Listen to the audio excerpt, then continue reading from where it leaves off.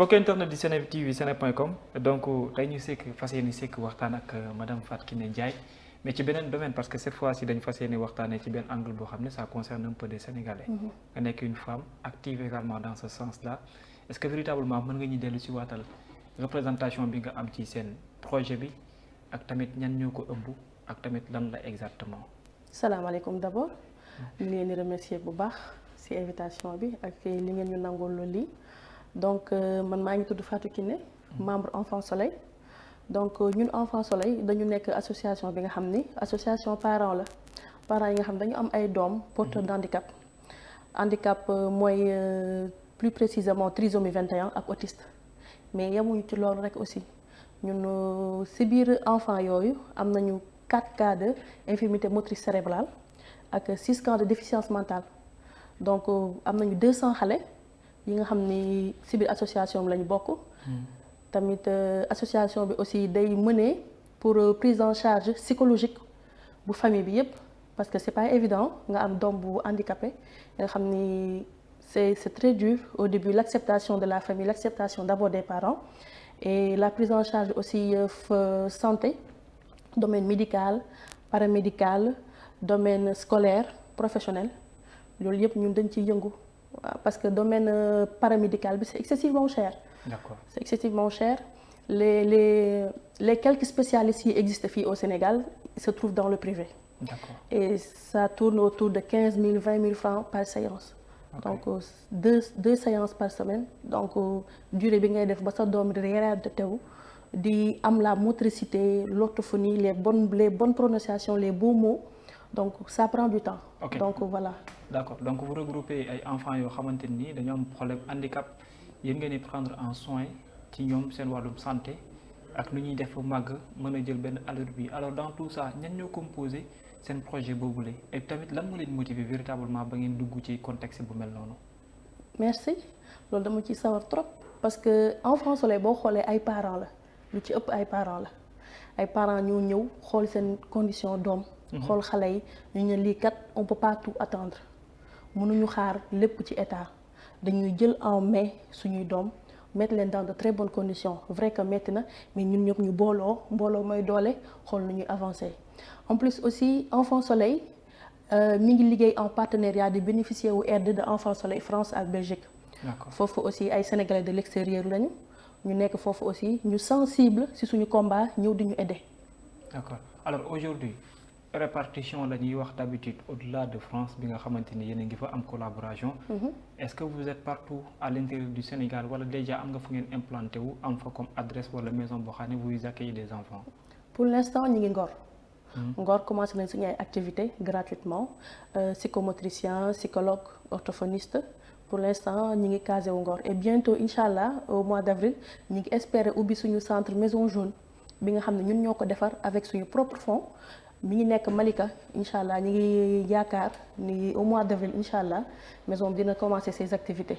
alors ñi ngeen di faral di jël. comment ça se passe naka ngeen leen di jëlee et puis tam ñi nga xam ne dañoo am feebar ba pour ñu mën a ñëw dugg seen association ngeen di toppatoo par yenn moyens la ñu war a mën a jaar ba yegg si ci yéen wala yéen naka ngeen leen di jëlee ci exactement. d'accord tout d'abord ñun on est ouvert am nañ suñu benn numéro bu fixe. donc dañuy liggéey avec un réseau de médecins privés. ñi nga xam ni dañuy defal ay consultations. on a des psychologues on a des psychomotriciens lépp lu xale bi soxla tey jii xale bu ñëwee d'abord dañ koy dugal ñu jël kii wam boole ko premier contact avec le pédopsychiatre. pédopsychiatre bi mooy def évaluation bi xool ko pédopsychiatre bu xoolee ba pare def le bilan mu référé ko au psychomotricien à l'orthophoniste à l'ORL yooyu yëpp benn pàcc la. bu spécialiste yooyu yëpp xoolee lan moo war ci xale bi yan déficience la am fan la ñu war a gën a mën a accentuer wu ci traitement yi parce que xale yi bokkuñu handicap. d'accord donc ku ñëw da ngeen koy defal diagnostic. voilà xam exactement après ngeen doog a jëm ci traitement. exactement xale bu nekk ak spécificité am na ki nga xam ne mënul articuler correctement am na ki nga xam ne doxinam stable am na ki nga xam ne motricité mënul lekk wala mënul bind correctement chaque enfant est différent. léegi nag bu ñëwee ci pédopsychiatre bi ak motricien beeg yooyu yëpp dañuy concerté wu xool xale bu nekk ak spécificité en fonction des spécificités et de sa différence noonu la ñuy xoolee benn cheminement wu traitement bi nga xam noonu la ñuy évoluer ak moom. d'accord léegi bu ngeen tollee ci niveau boobu après ça demande des moyens am na aussi da ciy topp way jur beeg yooyu noonu dina ñëw ba xool seeg doom bi fu mu toll ak loolu après suivi bi pour ngeen faj xale bi pour ngeen toppatoo ko yooyu moyens yi ak naka lay demee exactement. waaw moyens yi c'est pas évident comme ni ma la ko waxee rek Enfant Soleil réseau de parents la ak Enfant Soleil France ak Belgique ñoom ñoo ñuy jàppale c'est pas évident du tout. waaw ñun entre ñun la dañuy góorgóorlu vrai que nag y a quelques bonnes volontés ñi nga xam ne de temps en temps ñu ñuy dimbale par-ci par-là mais c'est pas évident c'est très dur surtout que aussi prise en charge bi comme ni ma koy waxee ñun dañu koy def gratuitement. d'accord dañ koy def gratuitement di leen jàppale donc on est là on est preneur képp kuy bonne volonté bëgg dimbale xale yi bëgg ñu dimbale on est là. d'accord et puis ci loolu aussi yaa ngi wax waxu mais réew mi dañuy gis d'habitude yenn activité boo ci yëngatu wala certaines choses yi dina am une collaboration est-ce que jëm ngeen def approche par rapport ak yenn ministères yi wala agence yoo xam ne étatique lañu. te am approche un peu ci contexte bi ngeen nekk yéen. en tout cas on a écrit voilà on a écrit fépp fi nga xam ni yaakaar nañu ñii war nañu war a mun a jàppale on les a écrit on les a envoyé des courriels mais tamit si biir GIE bi dafa si biir association bi Enfant Soleil dañu am benn GIE. GIE bi ça regroupe des mamans. waaw les mamans yi nga xam ne amuñu certaines activités donc ñu dañuy produire suñu ay madaar eau de javel lave-mains di ko jaay def ko ay pack di ko jaay même ay savon dañ koy jaay. donc loolu tamit bu ñu ko jaayee. dafay duggaat ci Enfant Soleil. loolu tamit ñu ngi ko def avec l'aide de DER projet DER financement yi. ñooñu la ñu xam ni vraiment jàppale nañu ci réalisation projet boobu. ok ñu yor ay xale surtout ñu am yenn handicap yi. ngeen dund ak ñoom c'est pas du tout évident. est-ce que mën nga ñu nettalal comment ça se passe l'entretien et puis tamit. vie bi ngeen di am partage beeg yooyu ça se passe comment est-ce que c'est pas difficile wala parfois émotion bi du ci bokk ak yooyu noonu. mais bien sûr c'est humain c'est naturel c'est pas évident que ça soit pour les parents et pour l'enfant même parce que même les parents sont des fois victimes de stigmatisation xam nga d'exclusion am na parents yi nga xam ni sax dañuy dem ba ci biir ñu abandonner leen ñu laisser leen seuls à leur sort avec leurs enfants donc c'est à eux de se débrouiller c'est pas évident et puis il y a le regard des autres le fameux regard des autres par rapport à la population tey jii nga yor sa doom regard bi ñeneen ñi di xool sa doom wala sa doom def benn action nit ñi ree tey jii qu'est-ce qu'on voit dans les sociétés da ngay gis xale yi trisomiques dañ leen di jàpp comme des espèces de jouets de marionnettes di leen reeloo di leen joueloo ay comédie di ko dugal sur les réseaux sociaux loolu xam nga tey jii bu nekkoon nit ku normal doo ko def donc yow en tant que parent nga gis sa doom ñu koy def nii wala nga gis ne kii mi ngi yor comme feebar bi nekk sa doom c'est vraiment touchant li ñuy gis ci réseaux sociaux yi et ñi ngi koy déplorer ñi ngi koy regretter bu baax a baax l'enfant aussi loolu ci côté parents yi la mais l'enfant aussi bu demee bëgg s'intégrer comme li ñuy wax naan l'éducation inclusive tey jii bu ñu bëggee l'éducation inclusive mais ça commence d'abord par la sensibilisation des enfants si je peux dire normaux ñooñu leen ñu war a gën a sensibiliser ñooñu l'acceptation l'intégration bi ñu war a def par rapport à l'enfant handicapé travail bi tamit foofu la commencé nga nangul kële ni kii dafa différent nga nangul ko et puis nga accepter ko noonu d'accord voilà. Au-delà de ce que les parents ressentent parce que parfois yaa ngi wax dénigration mën na ci am stigmatisation mën na ci bokk vous aussi qui êtes entre eux parfois est-ce que du ngeen ci am ay exemple de cas de figure yoo xam ne il vous arrive même d'avoir les larmes aux yeux. Mais bien sûr. Mais bien sûr, on est humain et puis ces enfants, ils sont tellement attentionnés, ils ont beaucoup d'amour à donner, ils ont beaucoup d'amour, ils ont, Bilal, je peux même pas t'expliquer parce que ces cas-là, on en voit chaque jour tu en vois tey ji nga gis benn parent bi nga xam ni situation métti na mi ngi xëy di tëbëk daanu nga gis par exemple je te donne un cas. Dans la maison familiale nga gis kenn ki nga xam ne mi ngi ak 3 doom yu handicapé autiste wala trisomique je peux pas signer de doom mais nga gis mu am 3 doom yu handicapé autiste wala trisomique nga gis tey ji l'exclusion ñu ne kii de du ju doom ju baax wala doomam yëpp lii loolu c'est extrêmement bouleversant parce que yow yàlla ñii ay doomu yàlla lañ yàlla moo ñu ko may personne ne choisit donc yàlla bu la ko mayee dañ koy nangu accepter ko ñu dund ko ak dignité et puis ak grandeur l'acceptation xam ne lii kimtaanu yàlla la. Effectivement. Kimtaanu yàlla la et puis ils ont beaucoup d'amour à donner ils nous véhiculent beaucoup de respect beaucoup d'amour beaucoup d'humanité voilà sénégalais yi war nañu xoolaat bu baax travailler seen sympathie empathie envers ces gens là. voilà mais tamit léegi parents yi. xam naa dinañuy soxla. malgré lu mu métti métti ñu bëgg a xam seen doom yi situation bi nu mu toll.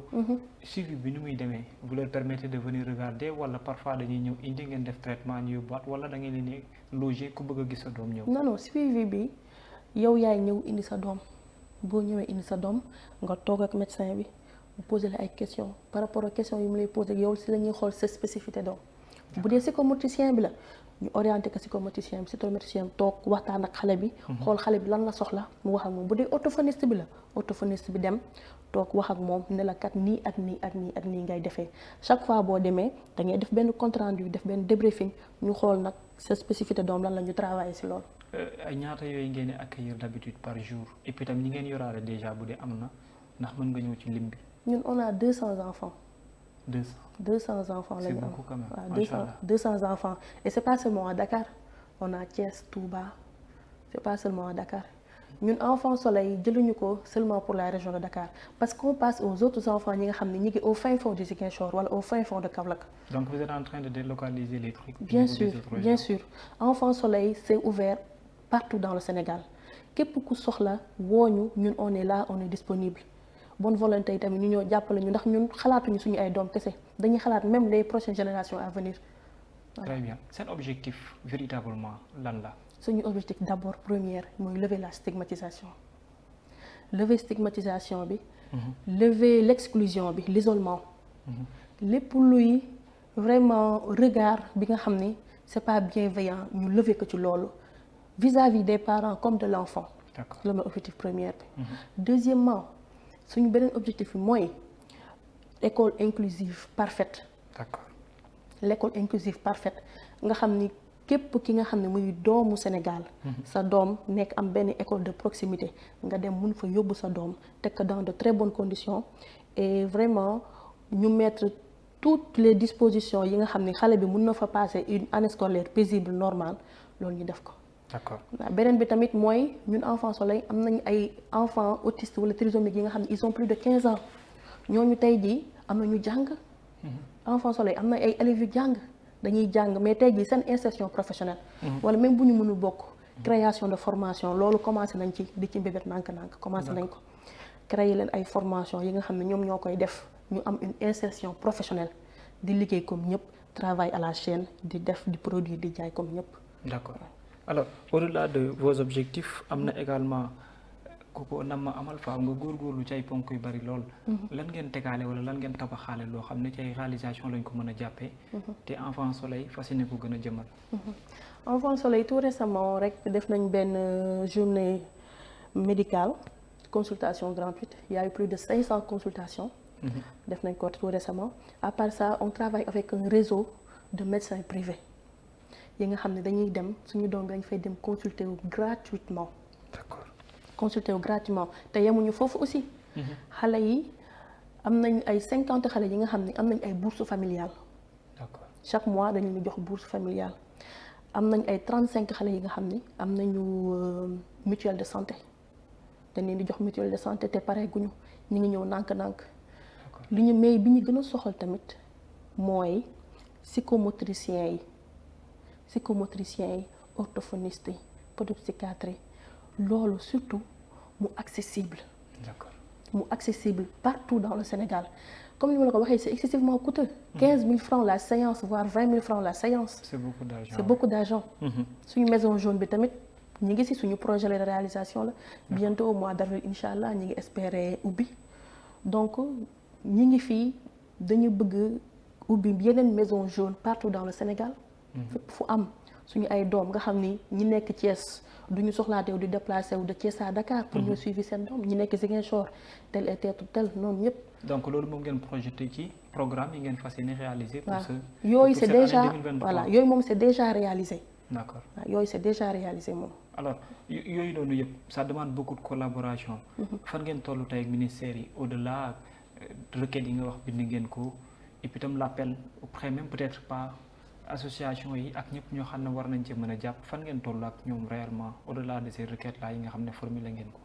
rek ñun on est là comme ni ma la ko waxee rek xam nga nit ki tamit mënoo def lu dul ne man maa ngi nii maa ngi jàpp ci lii ku ma dimbali laa soxla mais mënoo dem di courir après tout le monde pour ñu dimbali la li ñu mën mooy ñi ngi nii commencé nañu ñi ngi mbébét lii bindi nañu fépp fu ñu xam ne war nañu yaakaar ni ñooñu ñi ngi ñuy jàppale war nañu war a mën a jàppale donc ñun nag tooguñu rek di xaar mais am nañ ay quelques bonnes volontés yi nga xam ne par ci par là de temps en temps ñu dimbali ñu donc vraiment ñi ngi incité tamit nit ñi population sénégalaise ñëpp képp ku sensible ci suñu combat bi mu jàppale ñu ci quel que soit secteur bu nit ki war a mën a voilà nekk quel que soit secteur très bien alors lan moo nekk maanaam message bi au-delà de ça ak tamit lan ngay wax ñi nga xam ne parents lañu yor doom yu mel noonu ak tamit ñi mën a jàpp te war nañ mën a jàppale surtout aussi côté structure pourquoi pas aussi les ministères ba ci sax les mairies également aussi bon fi may commencer mooy